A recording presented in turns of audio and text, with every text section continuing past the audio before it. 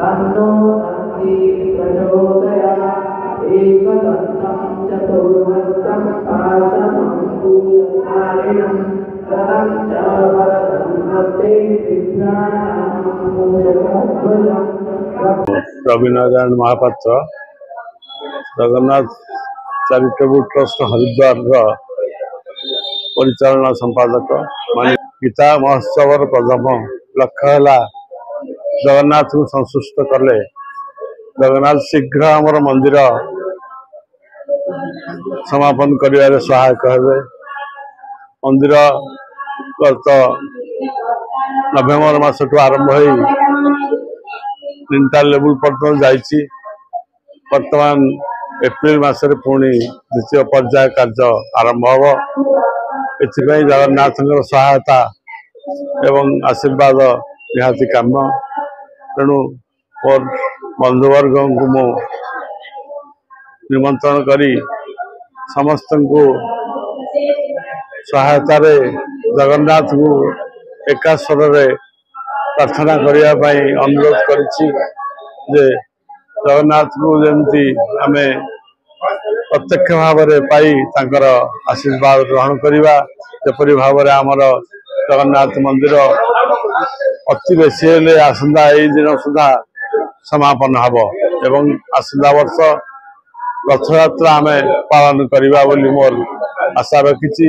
से मोर बंधु मान अनुरोध करिछि जगन्नाथ पाखरे से माने नितिदिन प्रार्थना करेंगे और तांकर आशीर्वाद ग्रहण करने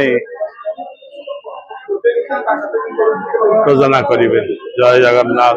समस्त जगन्नाथ निकट में प्रार्थना करंतु कार्य समापन हो एवं आसंदा रथ यात्रा जमी रथ टणा हम हरिद्वार से भाव में मोर बंधु मैंने जगन्नाथ को आराधना करंतु तांकर आशीर्वचन ग्रहण करंतु। जय जगन्नाथ।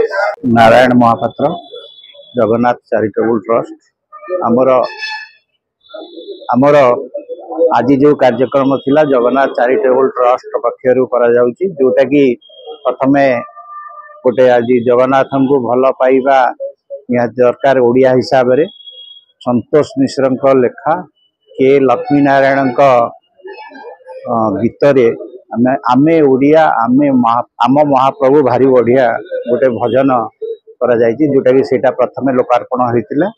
तापरे गीता पाठ चली आमर मुख्य उद्देश्य हरिद्वार रे जो जगन्नाथ मंदिर तैयारी चली समस्त को सहयोग साहाय्य सहयोग करने आम अनुरोध करूँ। जो मैंने देइचंती से माने भी आसीचंती तांका सांग तांका बंधु पाखरु केमिति आमे माने समस्ते सहयोग आशा करिबा सेही विषय रे चर्चा थिला। से माने समस्ते सहयोग करिवे बोली से माने कहिचंती। तेणु आम आशा करछु प्राय भल सहयोग मिलिबो। तेणु हरिद्वार मंदिर वर्तमान निंटाल जाए होईची ता पर पर्याय एबे आरंभ होबो काम। आम चेष्टा करू जून 1 आगुरु हरिद्वार जो मंदिर अच्छी सेठी तार चूड़ी पर्यंत पहुंचा पाए। धन्यवाद।